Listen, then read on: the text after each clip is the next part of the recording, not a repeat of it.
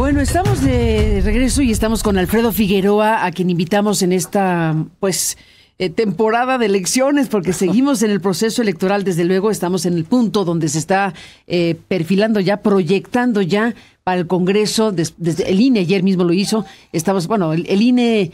No lo hizo el INE, se difundió la información de lo que está proyectando el INE para la mayoría calificada en la Cámara de Diputados. Se difundió el documento con el Reforma Universal Fórmula. Varios tuvieron acceso a ese documento. Bueno, finalmente se perfila, se proyecta una mayoría calificada holgada en la Cámara de Diputados, una casi mayoría calificada, que no existe eso, pero digamos 2 senadores de diferencia para tener mayoría calificada, y un contexto pues muy importante, Alfredo, que sigue su curso electoral, porque bueno, falta que el Tribunal Electoral resuelva las impugnaciones. Sí. Se han presentado impugnaciones a la elección presidencial, incluso por parte de los opositores.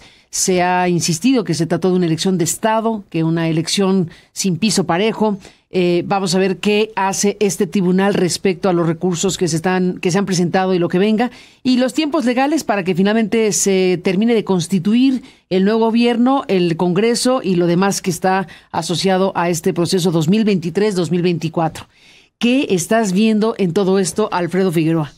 Bueno, vamos en orden. Creo que la parte que he escuchado aquí a Jorge Alcocer, varias veces hablando de la sobrerepresentación, creo que vale la pena entrar a este tema. Sí.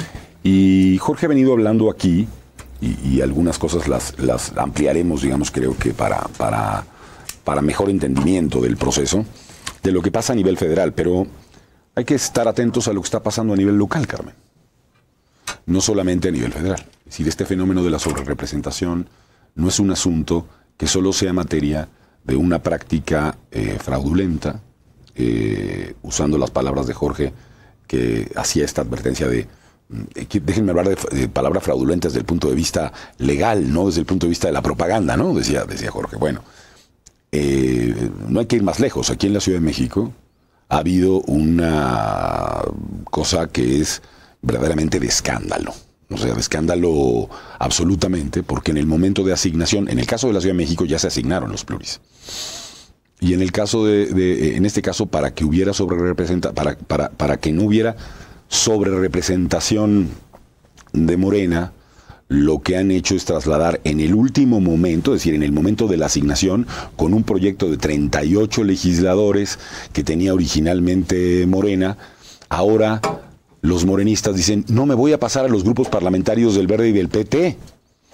Y la autoridad se lo reconoce en pleno en medio de la mesa, para hacerle un fraude a la representación popular, porque cuando hablamos de sobrerepresentación, de lo que estamos hablando es de hacer fraude al voto de la gente, a la voluntad de las personas, a la voluntad de las mayorías y de las minorías. De eso hablamos cuando hablamos de la sobrerepresentación. Entonces, solo empiezo por este caso para hablar de lo federal, porque en la Ciudad de México se ha presentado, en el órgano electoral de la Ciudad de México se ha presentado uno de los escándalos invisibilizados por los 32 puntos y lo que sea, como creo que ocurre en muchos otros aspectos de las cosas, pero cometiendo abusos de un nivel que a mí me parece que cualquier posición, digamos, mínimamente democrática, incluida la del oficialismo, debería reprobar desde cualquier punto de vista. Es decir, hacer un abuso de la voluntad de esta manera no tiene, y con este elemento, además, burdo, Carmen, es aún peor que lo que estamos viendo a nivel federal. A ver, déjame detener aquí un momento. Es decir, se cambiaron de partido. Los que se postularon por X partido, ¿se cambiaron de partido? Sí. En el momento mismo en que se están asignando las plurinominales. O sea, que haya chapulines, eso es bastante común en este país, que se pasen de un partido a otro, etcétera, ya estando instalados los congresos. Sí. Y puede pasarse uno de una bancada a otra bancada, y bueno, pues eso más o menos sucede. Pero en este punto tiene otra circunstancia. Es una circunstancia distinta, porque es un cambio para tener un beneficio relacionado con este mecanismo que estaría bueno que nos explicaras en el ABC. Sí, voy a intentar hacerlo. Porque Intenta creo que, algo didáctico. Bueno, miren, vamos a explicarlo de esta manera. Intentaré ser muy eficaz en esa explicación técnica. Tú tienes, cuando vas a la... Había una vez un país. Había una vez un país, se llamaba México. Para empezar a hablar, a ver, había una vez un país. Había una vez un país, se llamaba México, y ese país está, digamos, dividido geográficamente, para efectos electorales, en 300 unidades, a las que llamamos distritos electorales federales. El país, México, en su conjunto, tiene 300 distritos. Pero como todos sabemos o hemos escuchado, las cámaras están constituidas por 500 diputados. 300 son de los que llamamos mayoría relativa, los que son producto de esta geografía, y 200 están, digamos, en cada una de nuestras boletas a diputado. Si les damos la vuelta, encontraremos a qué circunscripción, qué agrupamiento de entidades y distritos pertenecemos, hay 5, y encontraremos 40 nombres atrás de esa boleta. Entonces, cuando marcamos un partido, el que sea, también estamos votando por la lista que ese partido puso detrás de la boleta para la repartición de estos diputados plurinominales, que han tenido una campaña desde hace décadas en México, diciendo los pluris son los flojos, nadie los votó. No, entonces es una falsedad. La gente los vota cuando vota un emblema partidista, porque están en el conocimiento de la gente en el reverso de esa boleta. Bueno, entonces, ¿qué es lo que ocurre?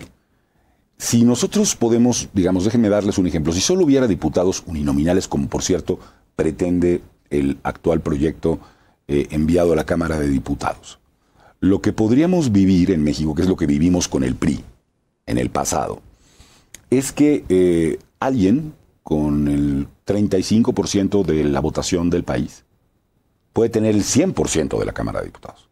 ¿Cómo? Porque ganas cada distrito, Carmen. Pero puedes ganar con 35% o con menos porcentaje, si hay muchos partidos, y el 75% se queda sin representación en un distrito. Es decir, si aquí hacemos una votación, ¿no? Y viviéramos aquí 600,000 personas, pero solamente 100,000 votan por ti para ser la representante, ¿qué pasa con la representación de la gente que votó por otras opciones y que no tiene representación popular? Esto es la representación del pueblo, donde reside en México la representación del pueblo. La auténtica no es, por cierto, en el Poder Ejecutivo. Donde reside la representación del pueblo es en la Cámara de Diputados, porque es ahí la expresión de las mayorías, pero también de las minorías. Y por eso se hicieron un conjunto de reglas para el funcionamiento de esa Cámara de Diputados. Que hay cosas que resolver, que analizar, etc. Bueno, si ya entendimos esta primera parte, lo que ha ocurrido, y aquí hay que explicar, déjame decirlo así un poquito, el origen de esta historia, creo que la gente lo va a entender, quien tenga pues determinada edad, porque hay desde luego jóvenes que conocieron la boleta como la conocieron, como la tenemos hoy. Todo el origen de esto tiene que ver con la reforma de 2007. 2007. Después de la reforma de 2000, después de la crisis electoral y de justamente la acusación de que había habido una intervención ilegal del presidente Fox a la elección y que aquella elección la perdiera López Obrador, vino una reforma constitucional y una reforma legal, muy importante en México. Una de las cosas que se hizo en esa reforma, que es muy importante, es que la boleta como la conocíamos antes de esa elección, por ejemplo, en la de 2006, si un partido se coaligaba, en ese entonces se coaligó el PRD, con entonces Convergencia, si no recuerdo mal, y con el Partido del Trabajo. Lo que tú veías en la boleta físicamente, si lo googlean lo van a encontrar, encontrabas un emblema, no de cada uno de los partidos, sino de todos los partidos juntos, ¿no? Porque había una obligatoriedad casi de ir en una coalición que llamábamos, o una alianza, coalición total, ¿no? Entonces, como el emblema venía junto, esos partidos decían, en la parte del reverso, se ponían de acuerdo para varias cosas. de los 40 nombres que vienen por cada circunscripción, decían, bueno, pues al PRD le toca el 1, el 2, y a el PT el 3, y a Convergencia el 4. ¿Por qué? Pues porque no podías dividir el voto de estos partidos, porque están, o sea, ¿por quién votó la gente? Por un emblema donde están todos los emblemas. Por todos. Y eso también hacía que hubiera la vida eterna de los partidos pequeños, es decir, podías transferirles votos, según un convenio previamente establecido, decías, todos los que voten por este emblema, al MC le voy a dar el 10% o el 20%, y al PT le voy a dar el otro 10 o 20%, y yo PRD me quedo con lo que resta, ¿no? Bueno. Vino la reforma con una lógica que es que cada partido tenga la fuerza política que en realidad le da a la gente. Y hay hoy un conjunto de emblemas, todos los emblemas, aunque estén coaligados, los partidos están separados para que cada partido tenga, la gente le dé la fuerza que realmente tiene, que no sea producto de un convenio previo. Oiga, sí, pues no, 10. Resulta que votaron por usted el 4%, entonces lo que le corresponde a ese partido es el 4%. Y entonces se separaron, porque ahora es posible, aunque tengas una coalición, cada partido, dice la Constitución, tiene su propia lista de representación proporcional. Bueno, hasta ahí trato de dar una explicación del origen y de cómo y cuándo cambió. Esto que explicaba Jorge del 96, etcétera. Y que ahora, digamos, algunos, incluso el argumento de Jorge y de otros argumentos que he leído públicamente, pretenden que ahora se mida la sobrerepresentación a partir de la coalición y no por partido político. Aunque la Constitución y la ley dicen una cosa distinta a esa. Eso es importante dejarlo listo, o dejarlo claro. Y que tenemos además un conjunto de precedentes desde 2009, 2012, 2015, 2018, 2021, y ahora vamos al 2024. Pero hemos vivido con esta lógica durante todo este tiempo. Escuchaba a Jorge que decía que este es un fenómeno del 18. No es verdad. Este es un fenómeno del 2015. Y es un fenómeno que no originó Morena, sino el PRI y el Verde. Le llamamos entonces legisladores sandías. Lo comentó. Verdes por fuera, rojos por dentro, digamos. Pero ya desde entonces vemos un fenómeno de sobrerepresentación.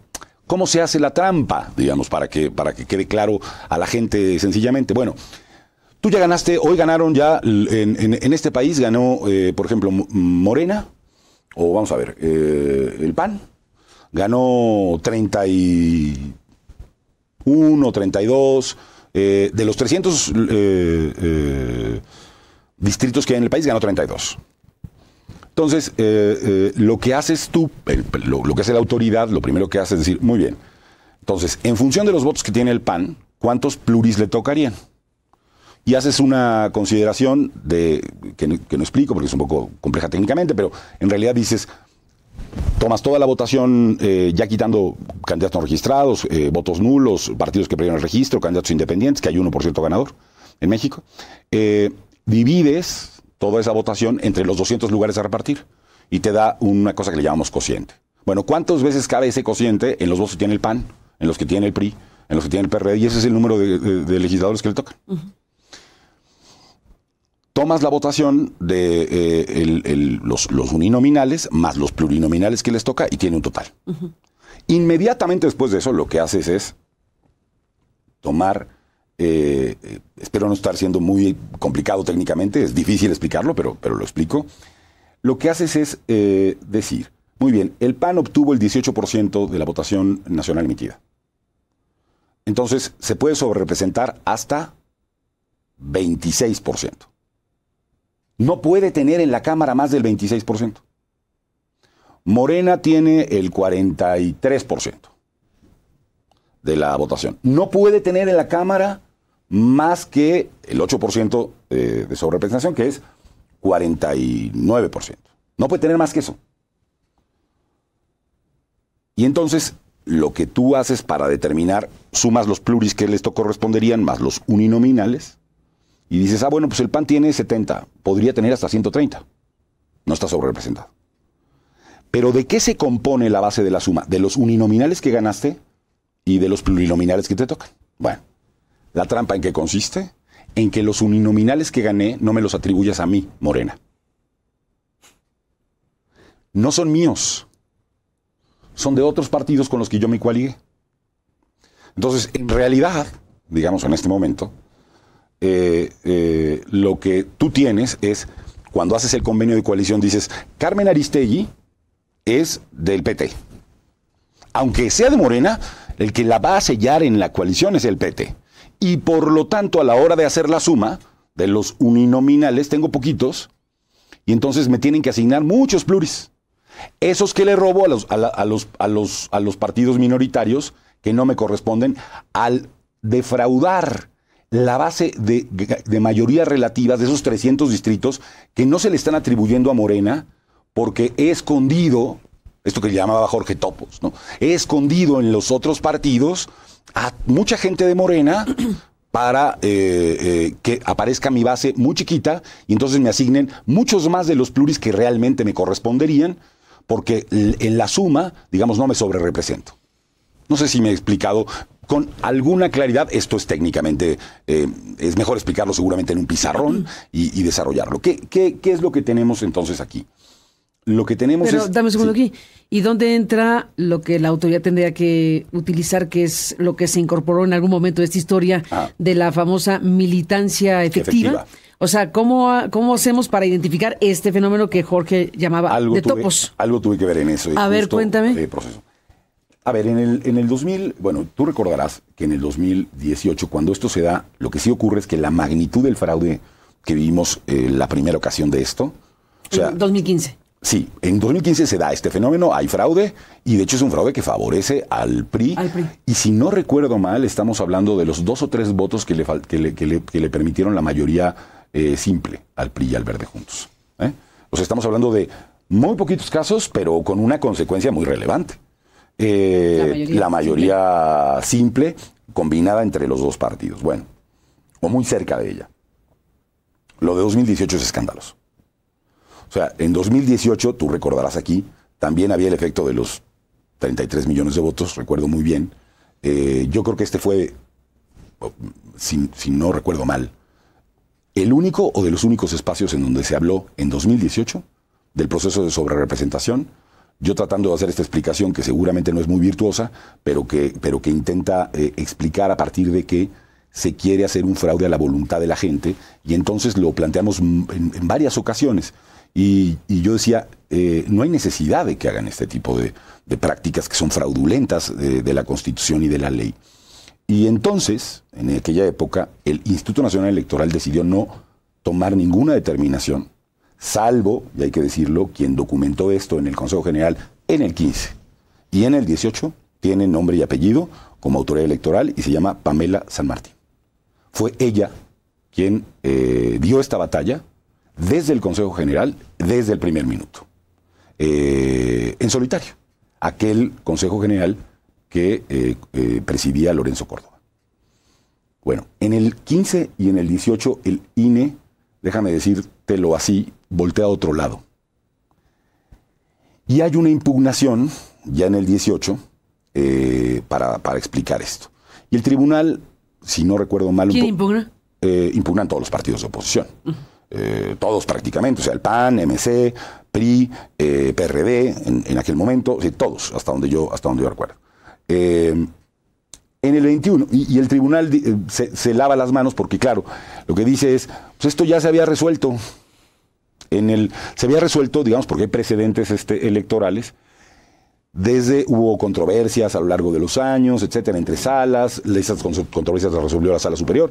Y el acuerdo era de 2017. O sea, el de asignación, el que el INE va a aplicar el 24 de agosto, se resolvió el 7 de diciembre de 2023. Es decir, hace mucho tiempo que se resolvieron a partir de qué se iba a entrar en esta materia. Bueno, dicho esta parte, lo que ocurre en el 21 es que se construye el concepto de militancia efectiva, que dice lo siguiente. Bueno, Carmen está siglada, es de Morena, pero Carmen está siglada al PT. No te voy a poner en el verde, te voy a poner en el PT. El INE lo que hace es revisa el padrón de militancia del PT, del Verde y de todos y dice, no, pues resulta que Carmen es de Morena, milita en Morena. Entonces, para solo ese efecto, para el efecto de asignación y ver la sobrerepresentación, Dice, y el INE ya lo hizo en esta primera corrida que encontró. Dice, no, perdón, tú podrás decir lo que quieras, Carmen, pero tú eres militante de Morena. Y por lo tanto, te coloco en la base de mayorías relativas de Morena. Morena dijo en un principio que había ganado por el siglado, por cómo se pusieron, 161 más o menos, de los 300 cargos en disputa de mayoría relativa. Y el INE, ya aplicando la afiliación efectiva, dijo, no, abusados, ustedes tienen 182, porque ya les encontró a 16 o 17 en el Verde y a otro tanto en el PT.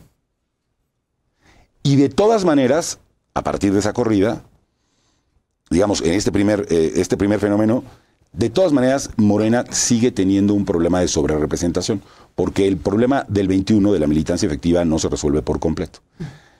Entonces, déjame decirlo de esta manera, para hacer un resumen sobre el asunto.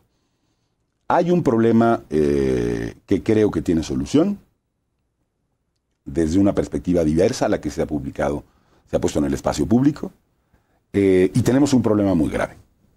Y ese problema muy grave es que la voluntad de la gente,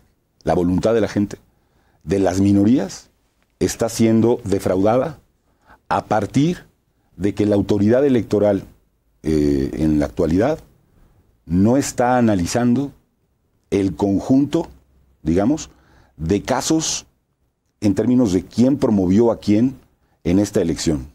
Lo que yo mantengo, déjame decirlo así, en el lenguaje alcoceriano del mundo y literario, es que sigue habiendo topos que no han pasado de la parte que tiene que ver de que hoy están en el Verde y el PT. También se hace el análisis en esos partidos y no ocurre este fenómeno, solo ocurre en la coalición de Morena PT Verde, que tienen que pasar a la base de mayoría relativa de Morena, y por lo tanto habría una enorme disminución de asignaciones pluris, porque Morena ya está sobrerepresentado.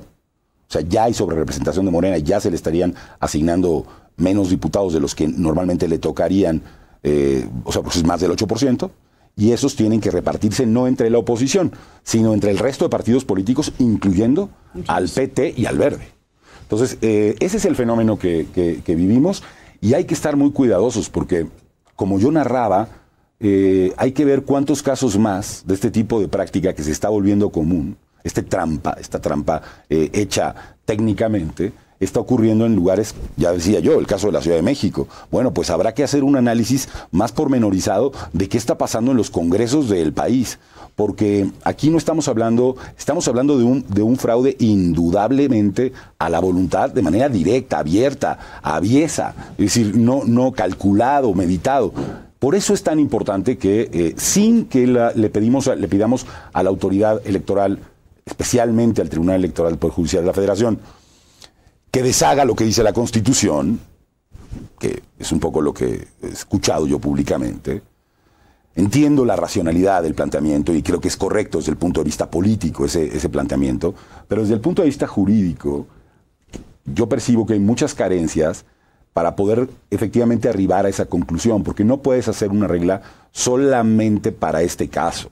Hay que construir una solución razonable de este problema. Es probable que Morena quede con 2/3 de la Cámara de Diputados. El problema no es ese, porque si ese es el objetivo, entonces aquí hay un objetivo, sí, me parece más solamente de perjudicar a un partido político. Yo veo en esto más bien cómo hacemos que la representación popular esté acorde con los criterios que tenemos respecto de lo que va a ser la conformación de la Cámara.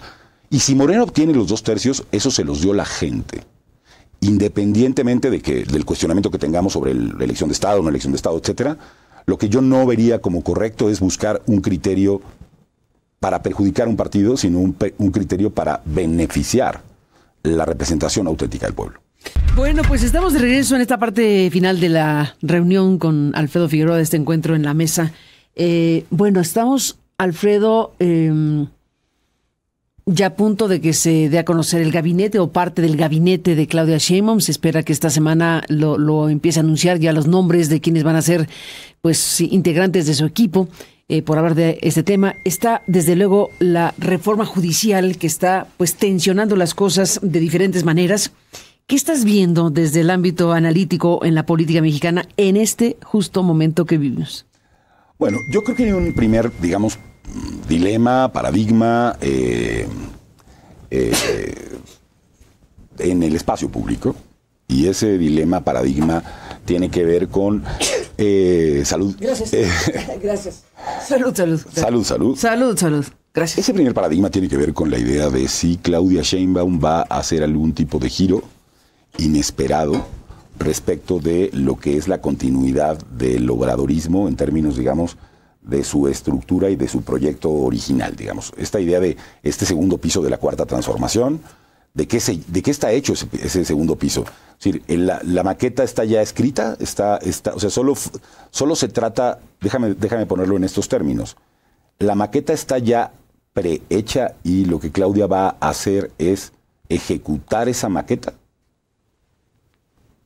Hay gente o análisis que están todo el tiempo, algunos propagandistas, otros interesados, en decir que Claudia es solamente la continuación o la ejecutante de un segundo piso cuya maqueta está terminada. Para decirlo en términos de cómo hay, me parece, una parte de la opinión pública.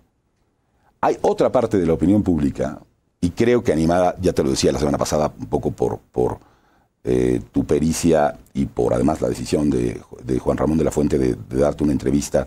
No sé cómo le habrá ido después de eso, pero espero que bien. Pues quién sabe, porque creo que es un momento en términos de lo que está pasando paradigmático, porque abre la posibilidad o es la primera evidencia pública más o menos contundente. O contundente. De que hay algunas cosas que van a continuar, pero que esa maqueta no está terminada. O sea que puede haber otras rutas dentro de desde ese segundo piso, que no son exactamente la maqueta hecha desde este sexenio, sino hecha o por hacerse en términos de un diálogo hoy por hoy. O sea, no es como discutamos, está bien, ahí está esa maqueta, pero hay otras ideas también dentro del no hablo desde no veo que lo estén haciendo con la oposición. Lo que digo es que dentro de su propio movimiento, de esa totalmente, cuando él decía, no puedo posición. Contestarte con un sí o no va a pasar esto. Exactamente. Y esa frase fue muy contundente, porque al final decía, bueno, vamos a convocar a un parlamento abierto, vamos a escuchar, vamos a ver qué resulta de todo esto. O sea, no hay ruptura, pero tampoco sumisión. Exacto. Vamos a transitar, vamos a cambiar de gobierno, vamos a transitar sin ruptura, pero sin sumisión. Esa es la frase acuñada por Juan Ramón. Y por eso, y no he vuelto a ver a Juan Ramón decir esto en otros espacios, es decir, no he visto que, pero eso sí generó, creo que en la opinión pública, una idea de que puede ocurrir, digamos, una valoración distinta. El presidente tuvo, yo creo que como consecuencia de esa entrevista, no explícitamente, pero sí claramente, un conjunto de afirmaciones. Sé que esto es estar hablando de los entretelones del poder, no es que vayamos a ver expresamente a Claudia Sheinbaum confrontar al presidente o al presidente a Claudia Sheinbaum, pero implícitamente, en términos de sus declaraciones, creo que en otra parte del análisis podríamos pensar que algún nivel de tensión existe en términos de esa maqueta, para llamarla de alguna manera simbólica, del segundo piso. Bueno, y que puede haber giros, cambios. Y entonces esas son las dos hipótesis que vemos enfrente. Y por eso, y hago todo este largo preámbulo para decir, por eso lo de mañana me parece que es una primera respuesta. ¿Lo de mañana el gabinete? Sí, yo no sé si es completo. No, claro, si completo una parte, porque está por verse. Pero creo que a la hora de elegir a quienes te van a acompañar en un proyecto claro, de esta naturaleza, vas a empezar a ver las claves de cuáles decisiones tomó Claudia Sheinbaum y cuáles decisiones, digamos, están más asociadas a la idea de su autonomía y el ejercicio de un proyecto que inicia con ella como gobernante, y cuáles, digamos, se ciñen más a la continuación estricta de lo que fue el obradorismo durante estos 6 años, o que todavía no se cumplen, 5 y cacho.